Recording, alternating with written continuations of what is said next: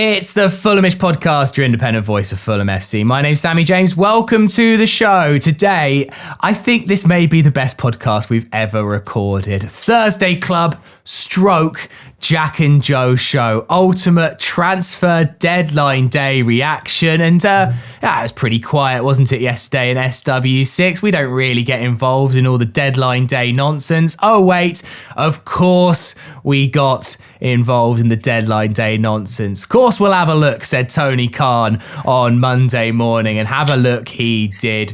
Kevin and Samuel Chukwueze through the door. Potentially, we're going to be signing Jonah Kusi-Asare from Bayern Munich. Not one that I expected to be signing on Monday morning. We nearly signed Tyrique George. Wow, what a day in Fulham land. I am joined, as you've probably been able to guess, by Jack Collins from the Thursday Club. Hello. Hello, Sammy. How you doing? Good, thank you. And then, yes, the Jack and Joe team. Jack Kelly, how you doing? I'm okay, surviving. Thank you for having me. And Joe Sansom, hello. Hello everyone. Oh, what a day. I'm so glad we've managed to make this happen. First questions first, straight to JK. Where's the Yoshi hat? Yeah, it's down here. It's also next to my bucket hat, which I put on for a bit of time. Show us the Yoshi. I'm not going to put on Yoshi today, but he got me through the grind, which was last night at about 11 o'clock at night when I was ready for bed and Peter Rutzer drops the big bomber, and then we waited around on stream for about an hour, and then we got some good signs from some people. So yeah, yesterday was one of the most extraordinary days of my personal career, and also for the Fulham fans as well, in terms of the activity we got.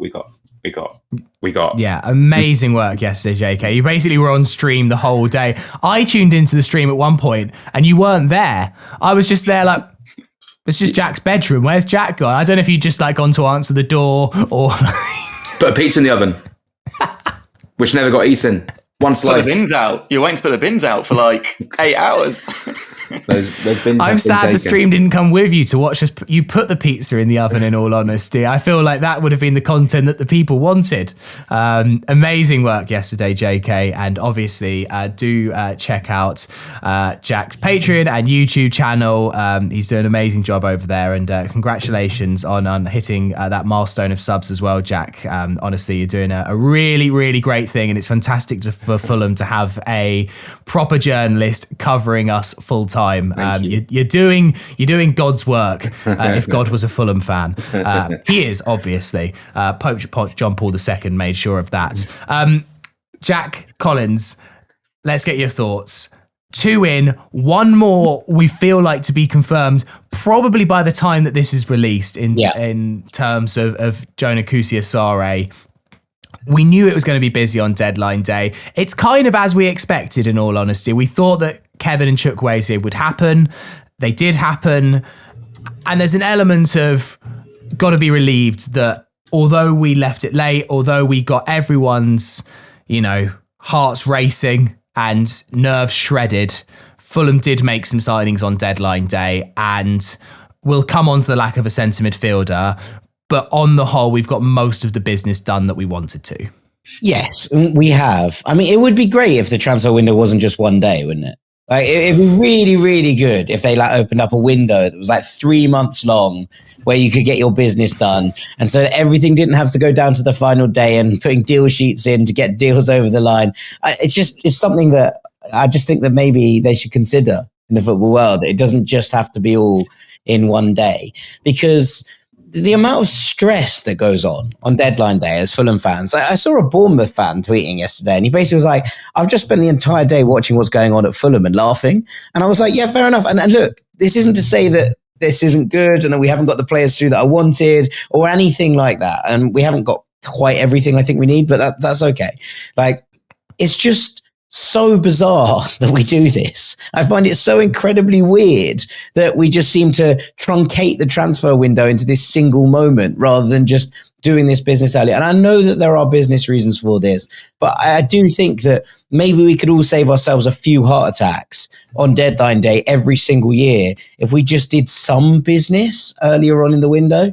But look, on the flip side of that, I think that what we've brought in here is two incredibly dynamic wingers. We can come on to the Tyrique George situation a little bit later on, but in Samuel Chukwueze and Kevin, we brought in two players who are at different stages of their careers, but both I think can offer something that Fulham have been lacking. You and I have been crying out, Sammy, for dynamism down the flanks and players that can take on a man and beat them one-on-one on a regular basis.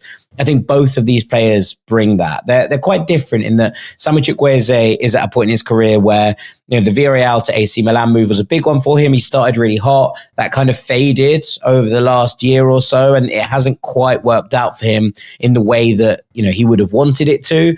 This is a new opportunity for him. He comes into a dressing room where he already knows, obviously, Calvin Bassey and Alex Iwobi from international duty, also played with Jorge Cuenca at Villarreal. So there'll be friendly faces for him in this dressing room. He's clearly a long-term target because Fulham have been linked with him over the last couple of transfer windows. And it's kind of like Marco Silva's finally got his man on that right-hand side. And I think that having the ability to, stretch the play, to cut inside, to beat a man one-on-one is something that perhaps we've been lacking a little bit in those areas. Now, I love Harry Wilson more than most, but I do think it's interesting that we're kind of trying to expand the profiles of players that we have on both these flanks and add a level and a differentiation that wasn't there before yesterday. So I'm really pleased with Chukwueze. I think he's a player that comes in with a point to prove, to show that he can kind of recapture those levels that he had at Villarreal that made him one of the most exciting young wingers on the planet at that point. And that, for me, I think is something that we can hang on to. On the other flank, we have someone who was in that spot, who's in the spot that Chukwueze was, 4 years ago. Is in that spot where everyone is very excited about him. There's still a real rawness, I think, to Kevin's game. What we saw from him last year at Shakhtar as he picked up that Player of the Season award was someone who's really kind of direct, who's good at getting out of small spaces and someone that's going to head for goal. Now, that has its ups and downs. I think at the moment, he still feels like a player who's trying to do a little bit too much of it on his own at times, and that needs to be refined and drilled out of him. But whereas Chukwueze comes in as more of, I think, the creative force and someone who's going to open up space. I heard Andy Brassel speaking about this yesterday and completely agree with him. Someone who's going to try and open it up for other people to take advantage. Kevin feels like the kind of direct goal threat that you get on the other side, who's going to be able to kind of drive at defenders, open up space, and then take those opportunities as well. So I think in terms of balance, the two of them feel like really good additions. I think that the wings felt like an area that Fulham really needed to strengthen in. So I imagine that Marco Silva will be happy with these two new players that have come in, even if Chukwueze has to immediately go off now on international duty. But I do think that they're both very, very good additions with the potential for huge upside. Yeah, Joe, let's come on to you and your thoughts on deadline day. I mean, you've made no secret of your dissatisfaction with the way we've done the transfers, but look, it's September the 2nd now. Do we kind of like live and forget that the way these transfers happened? Are we mostly just satisfied that we got these players through the door, that ultimately our bizarre tactic of signing players did work? Or actually are you there thinking, well, fine, but we still only actually have signed 3 players, maybe 4 if Jonah comes through, and that's not actually that many signings. Yeah, and one of the things I've made no secret of it. I'm still very frustrated, if I'm honest, especially when you see how much they can get done in one day. Imagine what you could do with, over 60 days. As Jack said earlier, it isn't just one day long. And, fortunately, when you think of what we needed in this window, and we'll come on to maybe things that we didn't get, we got most of what we wanted, and that is fine. One of the arguments you always hear is in terms of prices dropping as you get near the end of the window. I believe we paid Shakhtar's asking price, or close enough to it, that they had from the start. And yeah. I believe that the Samuel Chukwueze deal is pretty similar to what it was the whole window. And what I would say about that is, have we actually benefited from waiting? Maybe this striker coming in from Bayern is one of the only examples where you think, actually, he wasn't available until Nicholas Jackson went out on loan. I understand that's a deal that probably couldn't have been done. But on the other deals, I think, have we benefited from waiting? And I don't think we have. And I think that the only thing that has happened by waiting is we missed out on potential other deals like Tyrique George, that maybe was a market opportunity on the final day after his move to Roma fell through. Could we have focused some time on that central midfielder that I think we did need? I've seen a lot of discourse online about, could Iwobi play in the 8 role? And of course he can. Of course he can. And he did basically at Chelsea. He basically did at parts of the United game as well. What I would argue with that is if he was the solution there that Marco Silva wanted for good, he would probably be playing him there. Now, there is an argument to say, oh, well, Iwobi's been on the left, so we've now got Kevin, which opens up Iwobi to move, which I do appreciate. But I do think that this isn't a time to be shoehorning players when you could have just plugged a gap. Iwobi is great in that position. I thought he was actually really, really good at Chelsea. I don't really want to dwell on that game too much for obvious reasons, but I thought he was one of our better players throughout, even in the second half when I think that, we went downhill in terms of performance for very obvious reasons. But I end the window thinking, am I happy with the players that we've signed? Yes. Am I happy with the business we've done overall? No. And am I happy with how we've done it? No. I think that all things can be true in terms of I'm really excited about the players we've signed, but I don't agree with how we've done it. And I think that we'd have been benefited so much if we'd have had even Chukwueze, for example, who wasn't really in those Milan plans. If we'd have had him at Brighton, for example, where our attack was pretty lackadaisical, I think that would have been a massive help. Yeah. Jack, let's come on to the kind of drama of the day then. It looked pretty much from the moment we woke up that Kevin and Chukwueze was just a matter of time. And as it proved, there was the moment where Kevin was linked with Sporting. Let's maybe come on to that first of all. I don't know. I never really believed it. I just kind of was like, yeah, he's in London. He's literally in London. And I don't know. I don't want to disparage the Portuguese league, especially with my esteemed co-host here and his connections to that country. But also I was just kind of like, he's not going to actually go to Sporting once he's been linked all summer with Fulham. And so it proved. How nervous were you about that one? Yeah, I mean, it got to a point where it was like mid-afternoon and the Sporting Lisbon rumours were starting to surface, to the point where I sent one to Joe Sansom and he completely lost his head with me and saying, stop sending me this like bullshit. And I was like, I've seen this, I'm going to send it over. And I just quickly realized, I think basically I'm not going to speak for Portuguese fans, but from my experience of going to see a game between Fulham and Benfica, the fans are crazy, right? They're so excited about their team and they always, want to get behind them, etc., like you would at any other club. And then in this sort of situation, it was a case of these rumours started surfacing. So Sporting Lisbon fans, I think, immediately went and flooded Kevin's Instagrams and like people were saying, oh, go and flood his Instagram by saying, come to Sporting. Bro had never left London. He was still there. He was probably in and around Motspur Park for the whole day, right? According to information I was lucky to have. But it was just like, these sort of rumours are always going to crop up, and the prospect of Champions League football could have easily been a real problem for us, where Kevin actually kicks up a stink and goes, actually, I want to play Champions League football. Let's make that happen and let's delay the deal. There actually could have been a scenario where I was thinking about this on stream where he could have no club by the end of the window because the one with Fulham falls through because he wants Champions League football and Sporting don't have the resources to stump up the money to get the deal done.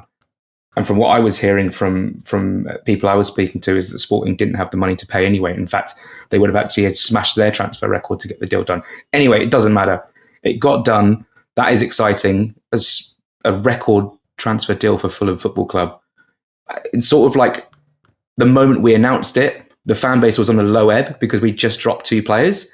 We just lost out on George and JKA. So, I mean, it's just incredible how like that really like euphoric moment where you announce the record deal of your football club in all our history. And everyone was a little bit like, oh, well, we've missed out on 2 players as well. Yeah. Like it was a good reaction. But the moment, and Joe Sanson will vouch for this, the moment we got that for my sins, Fabrizio, here we go, for Kevin, was probably the best moment of the day, I think, for Joe and I think for a lot of people. Yeah, I mean, hopefully, JC, Kevin, can he break the curse of Fulham's record signing? Because we do not have a good record here. Obviously, going all the way back to Steve Marley, flop. Brian Ruiz, flop. John Mikel Seri, flop at first, came good in the end. I don't know if you can argue that one season in the Championship really justified the transfer fee. Emil Smith-Rowe, so far. Oh, and Anguissa, don't forget him. Anguissa was a record signing as well. Didn't get the record though, did he? Because Seri did. Seri had already broken it. So, and then obviously Emil Smith-Rowe so far on the fence. So the record sign apart. Do you know the only record signing who was an instant success going all the way back? Chris Cookie Coleman. Well, actually, there's one more because we broke our club record for Chris Cookie Coleman for Alan Goma in 2001. So you'd argue that that was the last one that really did come good, like completely. And so, yeah, I think that there is something that hangs over that. I just want to go back to what Jack was saying there quickly, because it was a really weird day, because obviously I have a couple of people in Portugal and I was trying to kind of touch base to find out what was happening. And Sporting's move for, they sold Konrad Harder to Leipzig, which opened up the funds that they meant that they could put this money on the table. So the rumor was real, right? Like Sporting did go to Shakhtar. They did have conversations with Dario Serna and the people at Shakhtar, and they matched Fulham's offer in different kind of structure, but they matched the offer. And you can see why that might be interesting. I think a lot of people panicked over the picture of people with a plug socket of Kevin in the hotel room, which really did feel like a lot, right? I was like, that's probably, as Jack said on his stream, has anyone heard of an old picture? Which I did think was pretty pertinent at the time. I was like, this is clearly something he took before he left, wherever he was staying before he moved to London. Like, fine, no problem. I was like, all the information says that he's at Motspur Park. That doesn't mean he's going to sign. It doesn't mean that he couldn't go off to Lisbon, but right now he's at Motspur Park. So you're kind of looking at it and thinking, okay, where's this coming from? So you're looking at the positives from that perspective, right? Well, one, language. It's a country that speaks Portuguese, so that's a comfort. And whilst there is that in the Fulham dressing room, of course, like there is, it's not the same as it being the total and all-encompassing language around it. There's Champions League football, and there's a team who are, consistently winning trophies at the moment. So that when that comes up, and there is a team, of Sporting's caliber and their size, they're a huge football club. Despite the fact that they play in a league that's, below the Premier League in terms of its kind of worldwide stature, they're a massive football club. And there has been a consistent success of wingers and Brazilians doing well in the Portuguese league. So you can see why there was an interest. I think that what happened ultimately was that, agents have utilized that interest and the fact it was late on deadline day to try and kind of jack up the wages, right? Because that's the opportunity you get as an agent. You go, well, actually, if you don't give my client what he wants here, then Sporting are there and they're willing to offer it and we can go there. And I think that obviously is what you're trying to do as an agent. You're trying to kind of compete clubs into a bidding war, or a wages bidding war in this regard. That's the benefit that you have. And that's what you're trying to do. You're trying to get the best deal. Everyone would be doing the same if that was your job. So obviously it's frustrating. I'm glad that it got sorted. I never was too panicked about it, although I did believe that interest to be real, because I wondered if there was going to be time, by the time it all happened, to fly him to Lisbon at 4 p.m. and, that's a good 2-hour flight. I take it quite regularly.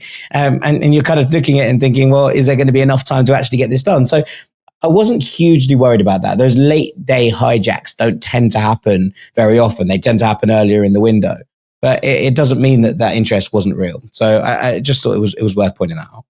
No, 100%. Well, look, if you found transfer deadline day a little bit stressful and you're looking for an escape from Fulham or football in general, there's no better escape than a cruise. You can have the sun on your face, drinks on tap, and actually you don't even need to miss a Fulham game because most cruises show all the games, including 3 p.m. ones. And if you're booking your next cruise, you need My Kind of Cruise, the world's first cruise booking app and website. They have unbeatable prizes, it's easy to use, and you can pay deposits as little as £1. You can also compare all different types of cruises, invite your friends and family to join the booking process.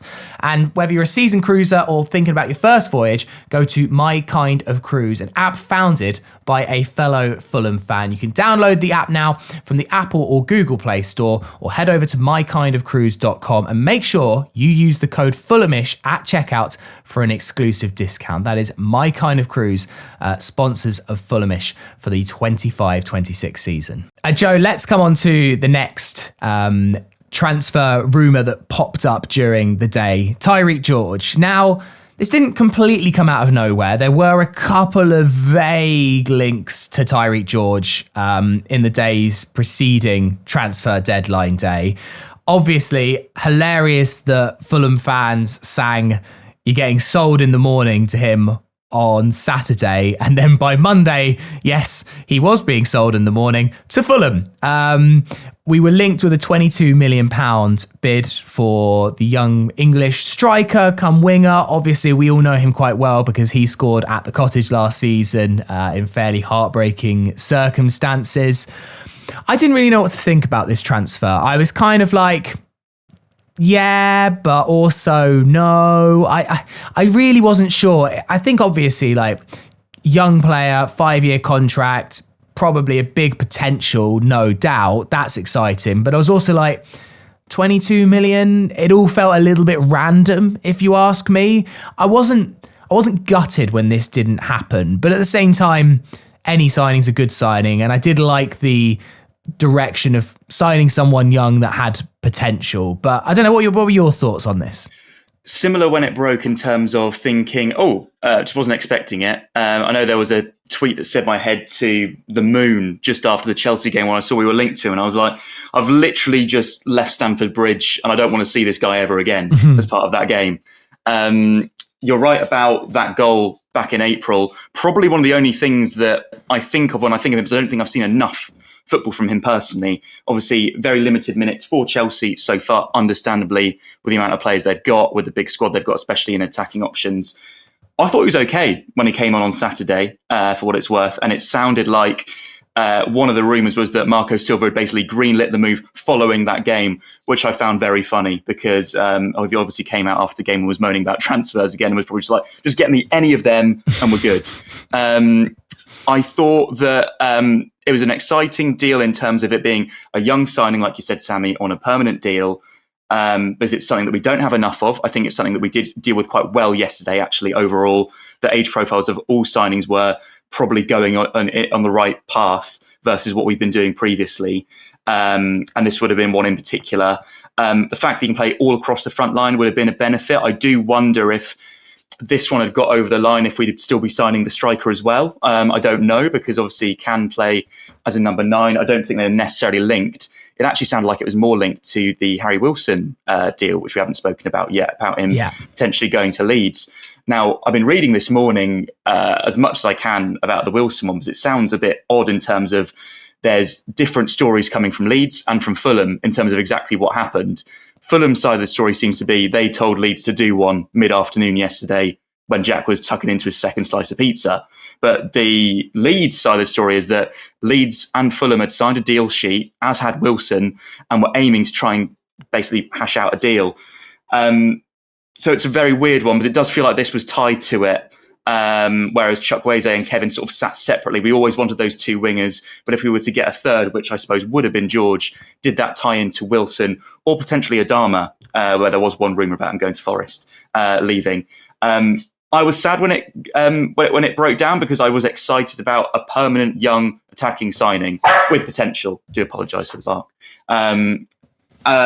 Aside from that, out of the 4 that we were linked with yesterday, I would say it was the one that I was least set on, because we either have 2 starting wingers, or hopefully starting wingers that will be involved in our squad, or we've got a young baby Isak, apparently, striker that is from Bayern Munich, was dubbed as the understudy to Harry Kane this season until Jackson went there, with loads and loads of potential. So if one had to drop, I'm glad it's this one, but I would have much rather if we were sat here today with another attacking option that could play anywhere across the front line.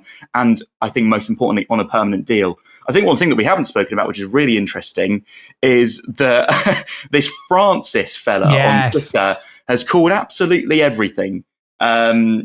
He's come out and very suspiciously said that he's not Tony Khan or Ali Mack, which, does sound like he is Tony Khan and Ali Mack. Because the amount of information that he has at his disposal is obscene. But that was definitely an entertaining part of the window. And he did seem to be always a little bit more confident of the striker from Bayern Munich than Tyrique George in his tweets, if you read between the lines. So an interesting one. Yeah, Jack, you might need to hire this guy to be some sort of insight. I'm sure there's a deal you can strike with old Francis on Twitter. Absolute. Where these accounts come from. Francis hadn't tweeted this time yesterday. Like, he was a Twitter account with 0 followers, 0 tweets. And all of a sudden, JK, he's like breaking rumor. And everything he said was absolutely spot on. I love transfer deadline day for random stuff like this. I mean, we've had them in the past. We obviously had Jay Williams in last year's transfer window. I just want to get to the bottom of this. And Francis, if you're listening and you want to come on the next Fulhamish podcast, we'll change your voice. We won't put you on camera. There's got to be a way. There's got to be a way that we can get to the bottom of who is Francis, because this guy was absolutely on the money yesterday with everything, JK. Do you have any inside info to who Francis is? Who is Francis? I reckon we could probably sit down and write down a few names. We might get to the bottom of who it may have been. What I will say is that, like, look, this is all very fun and games, right? And I've really I enjoyed all the Fulham fans sort of buying into this and stuff. But for my own sort of professional sort of standpoint and credibility standpoint, I didn't like play into these. I didn't start retweeting it because it's not a bot account. There's someone behind it, obviously. But it's a faceless account. Yeah, but we know sort of why this has come about and stuff. I think it was almost like a reassuring sort of account to reassure the fans that things were okay regarding a couple of things. So all very fun, and I'm sure whoever's behind it was probably getting a good kick out of it, and good, because, you know, it's always good to have these sort of things happen where we sort, like, if we really, like, we're not being idiots here. We also sort of know what's going on here, which is great. And it's interesting. It's you wouldn't maybe see it at any other club, which is why Fulham is so fun on deadline day. And Marco Silva, who, like, it's just so, like, I feel sorry for him, but also, like, you know, he says stuff like, you know, we're not going to get deadline day miracles and stuff like that. If he like knew what was going on in terms of this Francis account, like, what on earth would he be thinking about? Like, this is just ridiculous. It's so funny how the club, I love like how we operate in terms of on deadline day. I love how dramatic it is. I don't like how we have to wait until we have one day of complete drama and theatre to do it. But stuff like this is just Fulham heritage. But from my standpoint, I just didn't want to play into it because you can't be retweeting stuff like that. No, I get it. I mean, you say we know who it is. I know obviously everyone's going to say it's Tony or it's Ali. I imagine there is a lot of people in the kind of chain of making these multi-million pound transfers happen. It could be anything from legal teams, or I'm not trying to accuse anyone here, by the way, but I feel like ultimately there is a lot of people in the know probably. And yeah, interesting, definitely, to find these just random accounts pop up with very, very good information. I mean, he's popped up just after those gourmet chefs got hired. I'm just going to put that out there. Ooh, it wasn't there before. Yeah, there we go. Interesting, yeah. JC, just back on the whole Tyrique George, Harry Wilson thing. I don't know. I think there was a lot of people upset about the potential of Harry Wilson going. Harry Wilson is kind of borderline a cult hero now at Fulham, really. I think he's reached that status, the goals he scored. I mean, he is the kind of last remaining bastion of the Harry Wilson, Mitrovic and Neeskins trio.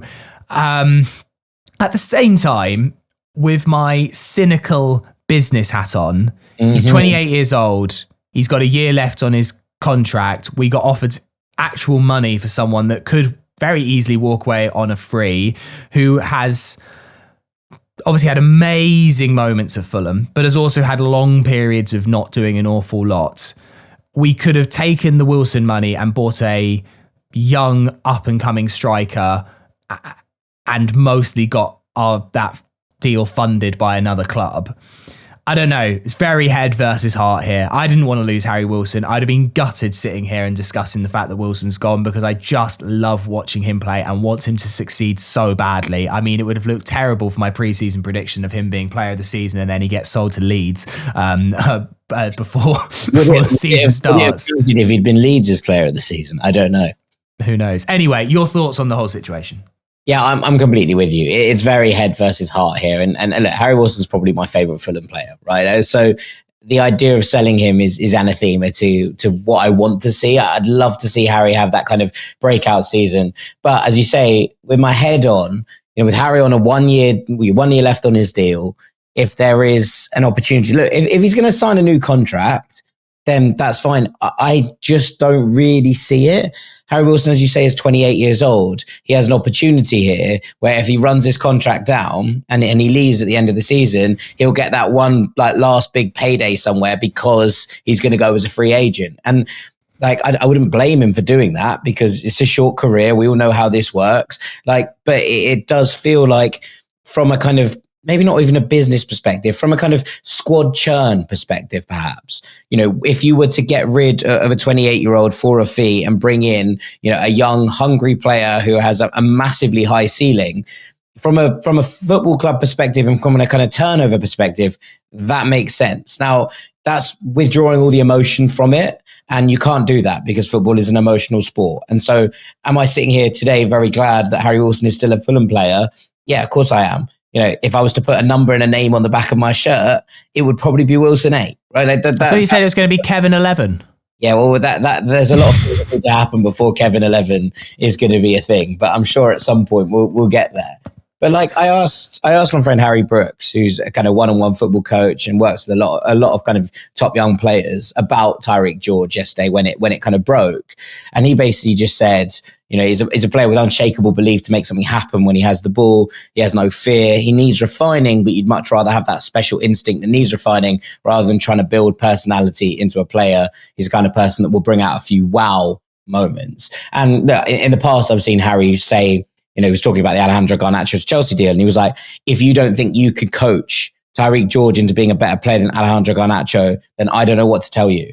And look, I don't think Alejandro Garnacho is very good. So that's not particularly high bar from where I'm standing. But there are a lot of people that think he's very good. And so I think that the point here is that Tyrique George is someone who I think has the potential to be quite a special player.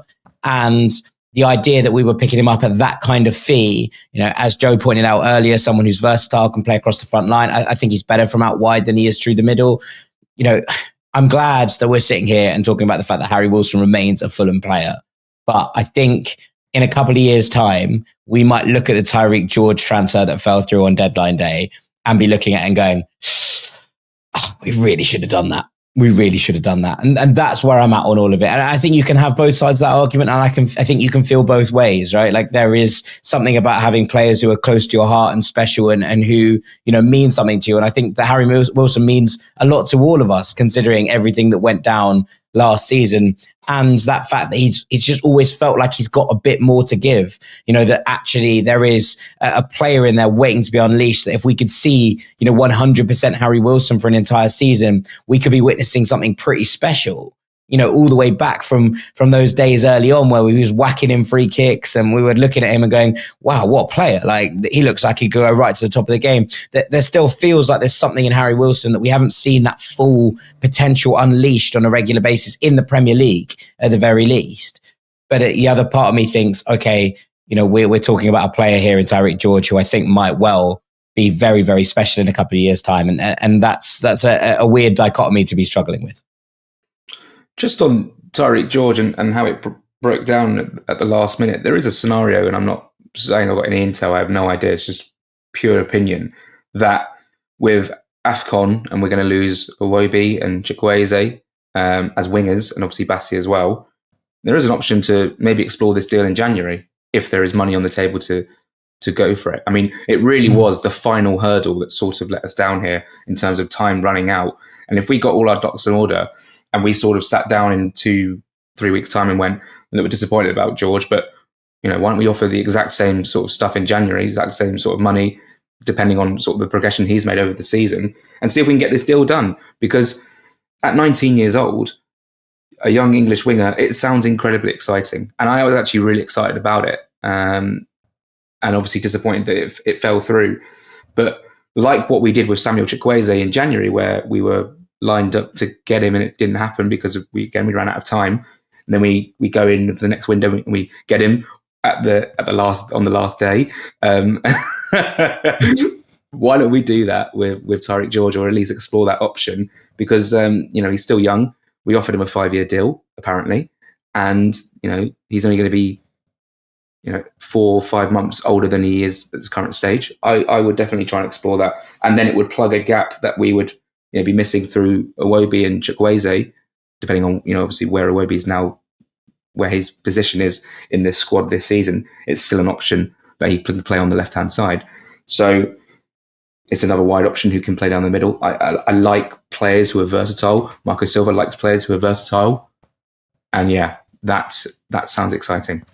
Yeah, I just hate buying into the Chelsea football factory. I hate it. I hate funding it. Because I have this It would have been belief. co-funded though, Sammy, because we sold Marshall Goddo, which is basically pure profit, right? So effectively we would have just offset that completely in terms of what we'd put together.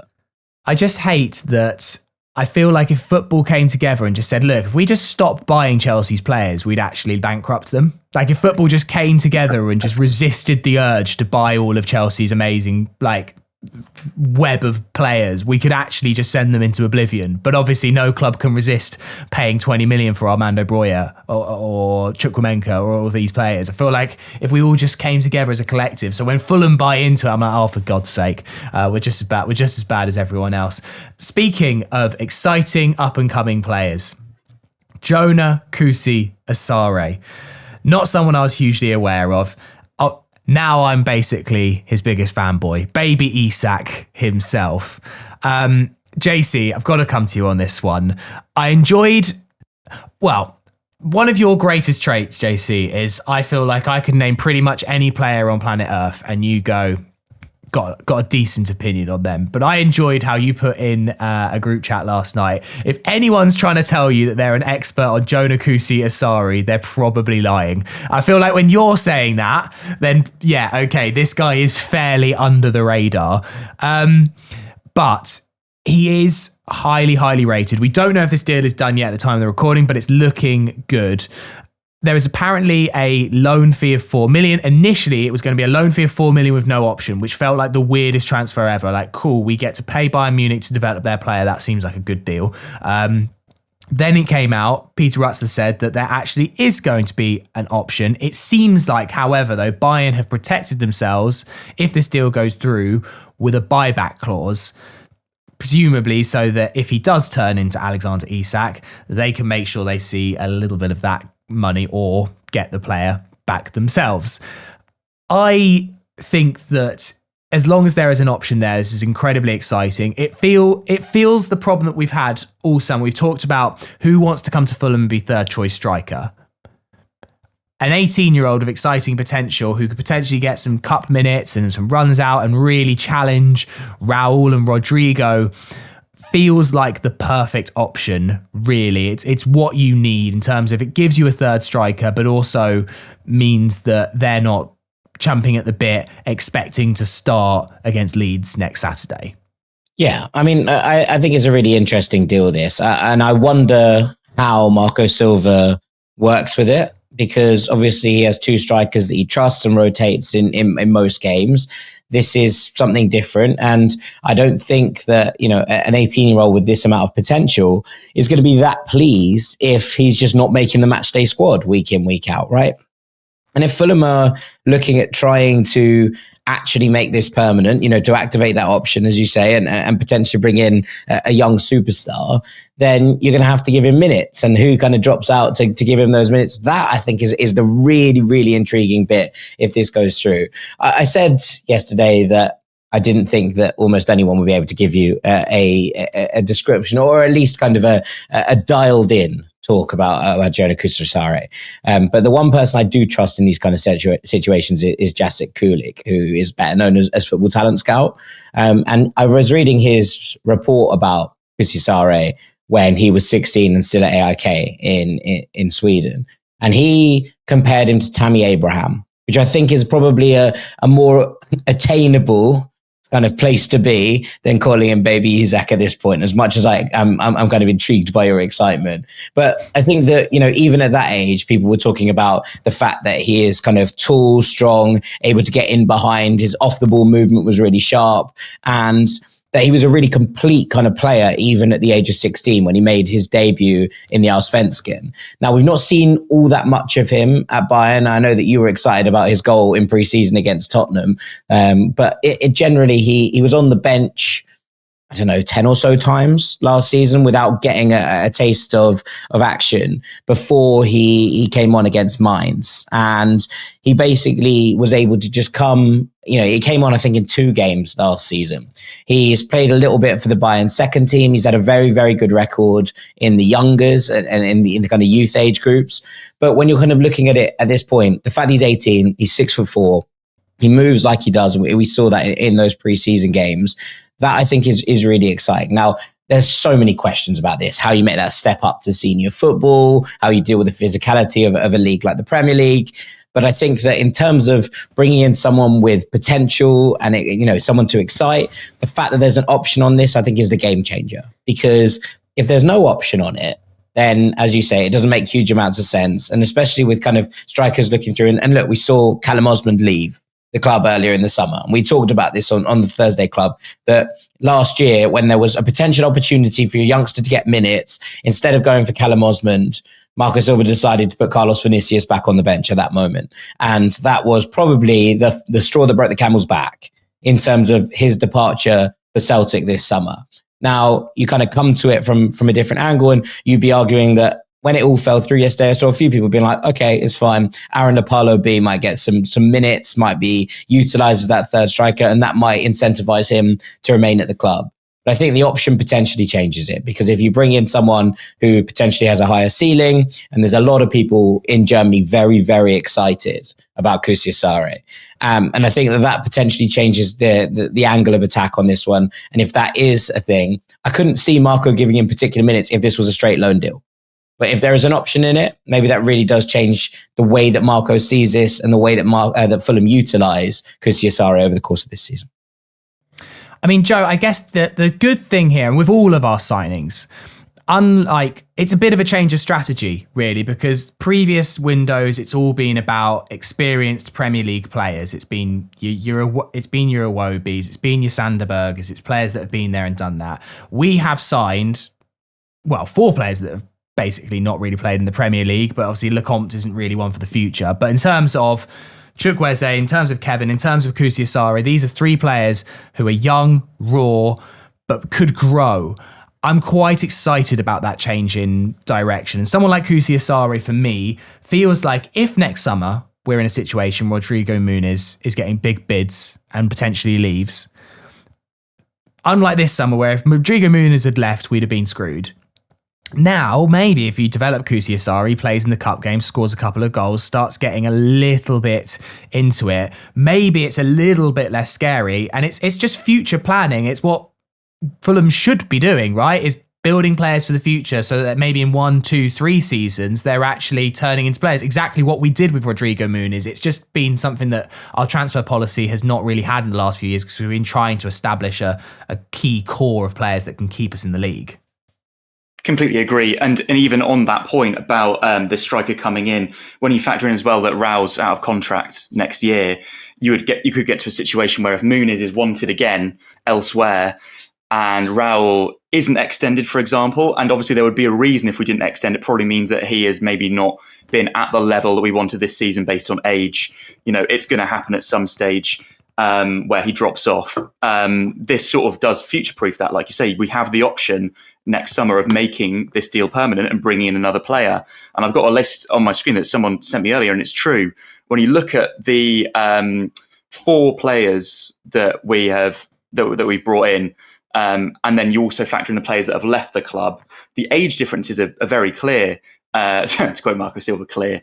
So Willian going, you bring in Kevin, much younger profile. Nelson going, although Nelson and Chukwueze, that's much of a muchness, not really a big deal there. But Vinicius, so the striker from Bayern, is huge. Andreas Pereira, his role in the squad has basically been filled by Josh King, although not a new signing, definitely a new member of the squad. And then obviously it would have been another change if we'd have brought in Tyrique George instead of Harry Wilson, regardless of your opinions on the actual players themselves. Or even if he came in instead of Adama Traore, for example. So there's clearly a change in strategy which I'm happy with. It's something that we've needed for a while. There's been a few people not banging the drum loudly, but just sort of subtly tapping the bongos, whatever, on Twitter saying, that this has got a couple of resemblances to when we were playing under Martin Jol. Not the season that we went down, but the season before, which I think was 12-13, where we dropped off a little bit and the age of the squad was getting bigger and we weren't really investing in younger players. We were continuing to bring in sort of experienced pros. And there comes a point where you're basically having to rehash your squad every season because these players aren't there for the long term. I think we've got a great core of professionals that are in the prime of their careers now or coming towards it. Some maybe slightly past it when you think of players like Raul Jimenez, even some that are maybe on our bench now like Harrison Reed or Issa Diop. And like you said, Jack, earlier, making the matchday squad now will be a battle. There's players that aren't going to make it that are senior players that are always in our matchday squad. And that's going to be really interesting, especially when you factor in that we've got to invest in the youth. Players like Seth Ridgen coming through, things like that. Can they be involved at any point? Josh King maintaining his starting role in the team. It's really exciting. And when I think of things like that, it does make me slightly less annoyed at some of the gaps that I don't think we've plugged. Slightly, because I still think that we could have done with another midfielder. One thing I'd quickly like to mention, which is completely different to transfers, is that obviously that goal being ruled out at the weekend not only stole Josh King's first senior goal, but it stole Sander Berger's first goal involvement in a Fulham shirt because he played the through ball. And that almost annoyed me just as much because finally we've got something from that midfield duo. He not only laid that ball through, but he nearly scored right at the end of the game. So I do feel like we're trying to get more goals from that midfield. And maybe that's why it's been seen as less urgent, especially when you've got Josh King coming in and looks like someone that is going to be more involved than Andreas Pereira was potentially from a goal scoring and being in the box perspective, although Andres Pereira was covering a lot of the set pieces, obviously. So I'm coming to the end of this window and I'm thinking, do I think we could have done more? Yes. But am I happy with the way and the change of strategy that we've had? Very much so. I think when the dust settles on the window and you sort of take a step back and you use these 1.5 weeks before Leeds to sort of assess the squad and the direction we're going in, this is now a fascinating time because let's look at the 4 players, right? We were going to bring in, 3 being the players we're bringing in. George, 5-year deal, I hear. JKA was a loan with an option, is a loan with an option. Kevin, 5 years plus 1. And Chukwueze, loan with option, right? Where does that leave the situation with Marco Silva's new contract? Because these 3 players are all players who could be here for the foreseeable, right? Especially, obviously, definitely Kevin, but there's options and there's options on the other 2, right? Silva's got 1 year left on his deal. You asked me 2 weeks ago, is he signing a new contract? Absolutely no way, based off the business, the ambition, and his ambition to work under a board who might just give him what he wants earlier in a transfer window. You ask me now, and all those sort of deals, which we've broken the bank for Kevin, and we could spend £26 million on a winger in Chukwueze for a long-term future, and then JKA, who is this 18-year-old raw striker who could have a very fruitful career. They're all players for the future, and Marco Silva's short-term future is up until the end of June. That's his contract, right? I don't know if that's the same for players, but at the end of the season. What happens now? And I think that the situation with Silva and Rodrigo Muniz is very, very interesting. I think Muniz, I'm confident that we'll sign him down to a new deal. Very confident now. Because he's staying and he needs that. He needs that new contract. He deserves it more than oxygen, honestly. No, not oxygen. He deserves it more than anything. It's not going to do much good without oxygen, mate. I don't think anyone ever discussed not giving him oxygen. I don't think that was ever on the table. We need it more than oxygen. We need that new contract more than oxygen, right? And Marco Silva, look, he's been here for 5 years. This will be his 5th season. That is like a very good managerial cycle. The trajectory has been on up into the Premier League. First time asking, bingo. winning the championship, keeping us up, and getting us into a position where we're competing at the latter stages of cup tournaments and competing for Europe. And we haven't quite got there in terms of getting to the Wembley and getting into Europe. That's the next step, right? Has he taken us as far as we possibly can? No. He can definitely get us into Europe 100%, right? And with these players, these needle movers of Chukwueze this season, Kevin for the foreseeable future, it just makes me wonder. And I know he's angry, and I know he doesn't like deadline day. And I know I'm going on here, but will he look at that business we've done yesterday, regardless of what happened with George, and go, I've got something to work with here, and I think if I'm happy here, like he is happy in London, he's happy at Fulham, right? And I really hope if we put a contract down on the table at some point during this season, we agree terms and he signs a new contract at Fulham, and then that would just the anxiety going through the fan base right now is he can just completely walk away at the end of the season and say his goodbyes, whatever. And now it could be a situation where if he signs 2 years, if he signs 3 years, even if he signs one more year, there's at least some assurance that those players who are like Kevin, who has signed long term, Chukwueze, if we trigger the option, then he signs long term. The same with JKA, if that option is there, which it is there, then we've got players for the future, and then we can build from there, and hopefully we're in a good position to do that. That was a very long-winded way of saying, please sign a new contract, Marco Silva. We love you. JC? Yeah, I mean, I think that's it, right? Like, it's a question of whether it's enough, and that for me is the big one. And look, that probably takes us back to that centre midfielder point, right? Like, I really, really do think that was the position. And look, I think that Marco Silva was aware of that. He spoke about the need for a midfielder. I think that Fulham were aware of it. The move for Hwang In-beom from Feyenoord, I think, was the one that, you know, was real. That was genuine interest. There was conversations between the two clubs, and obviously they decided that wasn't going to work out because they're worried about losing Quentin Timber next summer. I mean, maybe we should have gone in a little bit at Quentin Timber and be like, all right, fine, we'll have the other one then. We'll do that early for you. Whether the question now becomes how the squad works together, how it all fits in. And perhaps Alex Iwobi does drop into this number 8 role. We saw him play at Everton to a very, very high level. It's something that he's done at times for Fulham, although not particularly regularly. I wonder how much of that is due to a lack of alternate options on the left wing. Obviously, Marco Silva spoke about the fact that there wasn't enough options to rotate out wide. We've seen Emil Smith-Rowe pushed out there in pre-season, and then again when he came onto the pitch at different intervals in order to try and work a system there where there wasn't many options. Now, part of this is Anthony Robinson's absence as well, so I do kind of take that as a caveat, but I don't think we've had the players and the options. You look at actually the way that Alex Iwobi played as an 8 last season. What game was it? It was the Newcastle at home game, right? Where Reece Nelson was flying down that left-hand side and Alex Iwobi tucked inside to work with that and become part of the midfield 3. And it worked really well. We had a brilliant game that day. So I'm hopeful that Kevin's arrival, Chukwueze can play on both wings as well. It's probably worth pointing out, but I think he will be utilised mostly on the right, Kevin mostly on the left.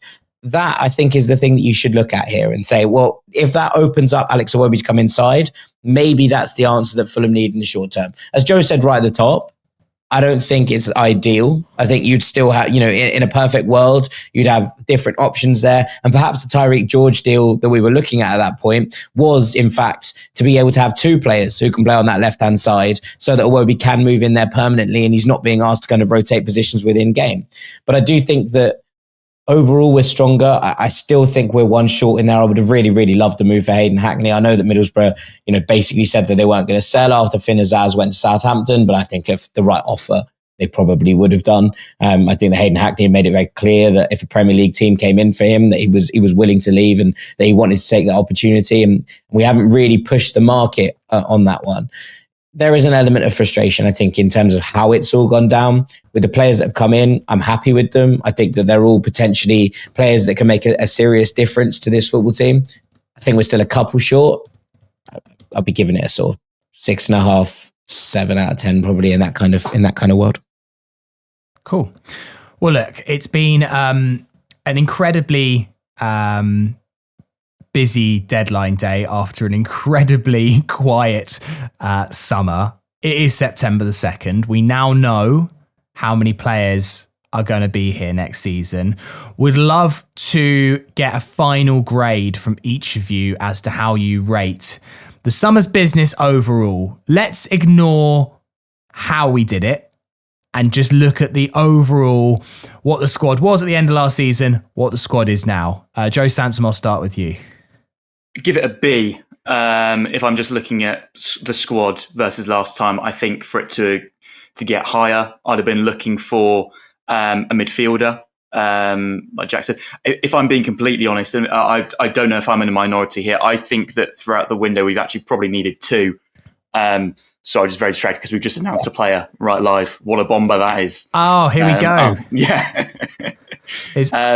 Yeah, definitely a B. That's great news because a striker was something that Silva said that he wanted. He started sort of not mentioning it in press conferences because I feel like he thought, okay, well, we'll get 2 wingers. We'll hopefully try and get a midfielder. I don't think we'll get 4 players in. I think a midfielder would have topped off and taken it to an A for me. I do think there's a lot of potential in this team, and I'm very happy with the players that we brought in. Wonderful. JK, obviously you're probably there trying to tweet about our new signing, so maybe just give your letter. No, I'm done. I'm just, I think B- if I was going to sort of go into the pluses and minuses of letters and grades. I think it's, if Marco Silva's coming up for 3 weeks and saying we need a midfielder, we don't sign a midfielder, that for me is obviously quite worrying. And it was worrying that obviously, you leave it all to the last day. We all knew this was going to happen, etc., etc. And there was just one link to one midfielder. It feels like a couple of years ago, Joe, remember we did our deadline day stream and we sort of came out thinking, where's that midfielder? We were convinced we were going to get linked with a midfielder and it never happened. And the same's happened this year. And look, we've just announced the signing of JKA. I need to just learn his name. So Jonah Kusi-Asare. Yes. And he is here. He is perfect. And I'm really pleased we've got a third striker in because everyone was saying, oh, yeah, we got Raul and we got Rodrigo. It's absolutely fine. I was like, what if one of those guys gets injured? We've only got one on the books and we can't rely on Aaron Lapilo B because he's doing bits for the 21s and, and then that detracts away from what the 21s are doing as well. So, yeah, I'm pleased. I'm pleased, but B- from me. It could have been better, but yesterday was so fun. It was such a good day. Just extra points for being fun. JC? Yeah, I think the boys have pretty much nailed it. Just in terms of, let's just look at the outs and ins and balance it right for a second. So Stephen Bender goes out on loan. We use Marshall Godot to Strasbourg. There's an end of contract for both Carlos Vinicius and for Willian. Reece Nelson's loan ends and we sell Andreas Pereira, right? I don't know. I still got a funny feeling we might lose Adama in the next couple of days. I think that there is a potential that he goes off to Saudi Arabia or Turkey. Like Adama Traore going to Trabzonspor is singing at me in some ways. So there's a potential that we're not completely and utterly done yet. But if you look at it from that perspective, 6 out, 4 in. Lecomte is the immediate replacement for Stephen Bender, which is absolutely fine. Chukwueze and Kevin come in for Willian and Nelson and Marshall Godot, who barely got any minutes last year. So that was worth considering, that there was enough minutes in the squad for all of those last season. And then obviously Kusi-Asare now replaces Carlos Vinicius as that third striker. And then you're left with Andreas Pereira there, basically. And Josh King's emergence basically offsets that, I think. Now, does it leave us a little bit short in midfield, as the boys have said? Yeah, I think so, because obviously we saw Andreas play as an 8 a lot more last season than what we were. But I think that's pretty spot on. And I think you actually look at those positions. Have we upgraded in most of them? I'd say yes. Right? I think that Lecomte is an upgrade on Stephen Bender. I think that the 2 wingers in Kevin and Chukwueze are upgrades on, Reece Nelson and Marshall Godot and Willian, the Willian we had last season anyway.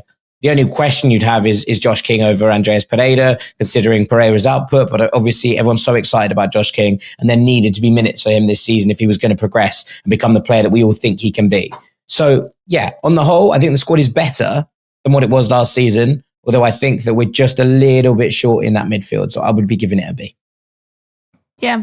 See, I'm listening to a lot of this and I'm tempted to, look, I'm not going to give it an A star or something like that. Like, I think we'd have to do ridiculous business for it to be that. But I'm, listening to a lot of what you guys say. I'm going to put it out there as an A-. Like, I know that everyone's talking about a midfielder, but as you said, Josh King is basically a new signing.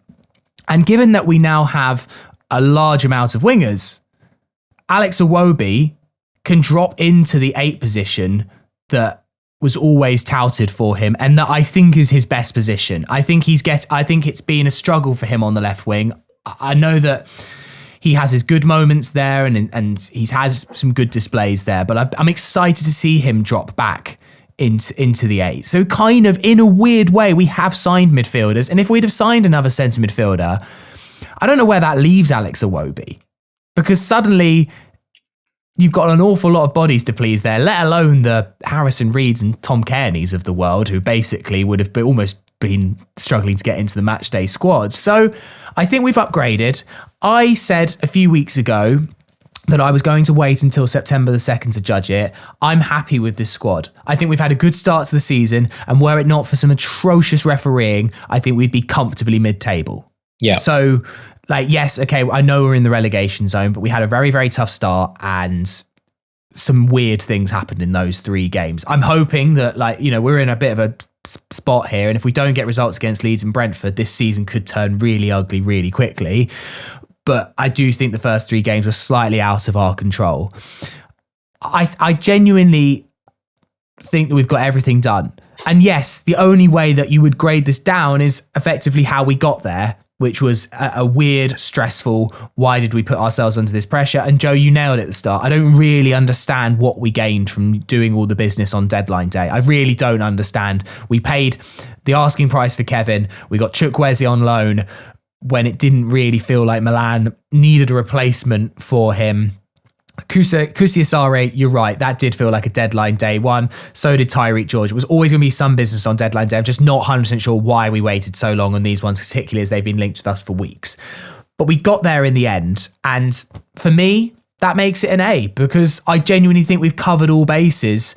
And yes, there was no centre midfielder, but we have effectively done that by repositioning the squad. JC wants to add one more thing. Yeah, I mean, look, we've spoken a lot about opportunities for youth, right, down the years. We've spoken about the fact that there wasn't a natural path for Josh King. He had to almost force his way through the door in order to be considered, and now he's obviously in that area. This summer, we nearly lost Seth Ridgen.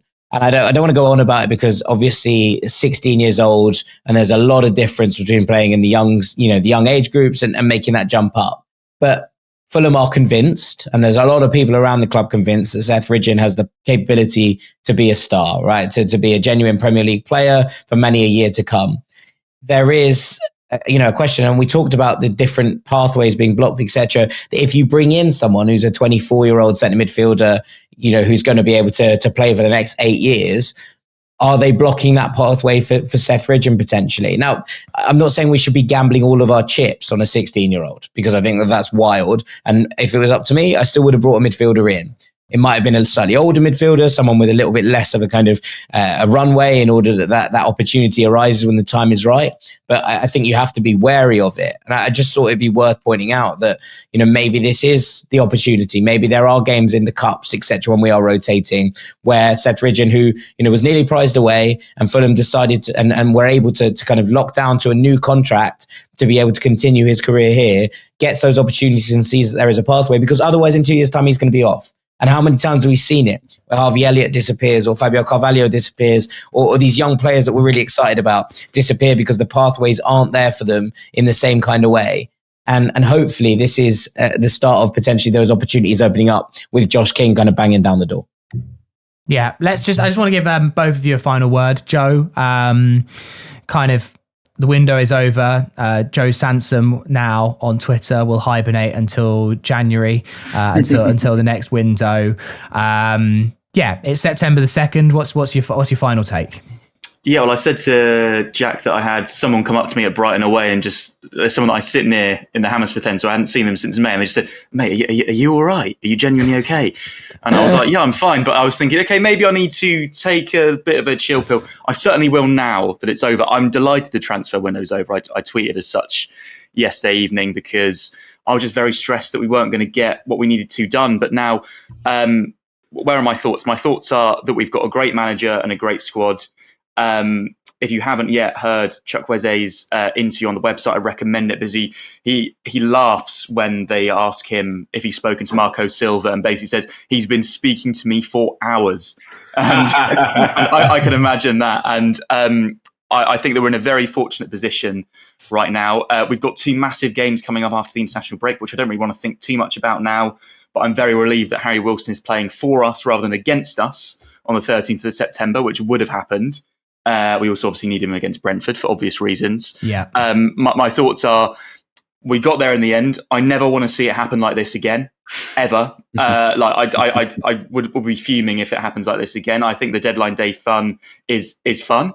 I don't think it should be all of our business. But my final thoughts are, I'm happy with where we've got to. I'm just not happy with how we've got to it. And I'm now excited for the rest of the season. JK? I've just sort of said it's time for a little break, just to sort of switch off for a few days. I'm pleased with the fact we've got 3 in. Marco Silva basically said we need minimum, at least 2, and we got 3, despite not being the positions that he necessarily wanted. I think for me personally, it's been an unbelievable summer, and I've been so lucky to be able to have provided fans with some news, obviously, and usually it's very, very good news. So it's been, Ridgen, King, Defuga roles, like that is sensational stuff, right? And the long-term future of the club, in terms of those assets, we're in good hands and we're in a good place. For me personally, over the next 3 days, I need to just sort of, I'm going to switch off from Fulham, focus more on EFL football, catch up on all of that, not the top 20, watch all the MasterChef because that's all on iPlayer, and just enjoy myself because it's been really stressful. By the way, I just need to pick out I've got one small bone to pick with you, JK. Oh, yes. One small tiny bone. Right. Obviously, last week we had the Thursday Club where you said Andreas is off to see the wizard being Brazil. Yeah. Right? It was obviously hilarious. And I had so many comments of people just being like, there were so many people on YouTube saying, I'm normally an audio listener. I went over to the video version just to watch that particular moment. Right. And then you wrote your column for Fulhamish. And you, it's great column. You were talking about how Silva was losing his head, etc., etc. You said in it, I made the joke about Andreas Pereira, obviously a Wizard of Oz reference, which I think went over Sammy's head. I obviously knew it was the Wizard of Oz. Okay, that's good. Because I actually wasn't quite sure, because it was a quick sort of slapstick moment. It wasn't funny because it was the Wizard of Oz. It was funny because it made no sense. Man, I was lucky enough to be on the stream yesterday when you used it again. You're like, you're off to see the wizard. The wizard in this case being you getting blocked, which made sense. And I've very much enjoyed them both. Thank you very much. But yeah, it's just in terms of the window, it's just been insane, and January will be insane. And I very much like Gillingham. We're playing Gillingham away tonight in the under-21s, and I'm just gonna give it a miss tonight because I need to look after the houseplants. Fair enough. You're not off to see the wizard being the under-21s. I just maybe I was there. I read this about like 5 a.m. on Saturday morning, and I was just like there, what? Of course I know it's the Wizard of Oz. Oh God, absolutely creased me. Gents, what a pod. So much fun. Hopefully, I want to say I want to do this every year, but in a weird way, I don't, because I don't want deadline day to be quite as frantic every year. But look, let's be honest. I think this is now a yearly thing, and we're going to have to go through the ringer every single summer. But absolutely love the pod today. Jack Kelly, thank you very much. Oh, thank you, Sammy. Go get some sleep. You can go to bed yet. Joe Sanson, thank you very much. Cheers, guys. And Jack Collins, thank you very much. Thank you, Sammy. It was a pleasure. We will be back later this week with the first This'll Catch On of the season. We are doing standalone This'll Catch On episodes this year. And as Jack mentioned, there is a prize for the best This'll Catch On this year. I am not joking. We have a cruise to give away. It is so exciting. To the best this will catch on. We need your chance. There isn't long to get them in. hello@fulhamish.co.uk. If you have a chant, send it in. It's going to be a really, really, really fun year for This Will Catch On. So that's coming up later this week. Have a good few days and we'll see you soon. You whites. You whites.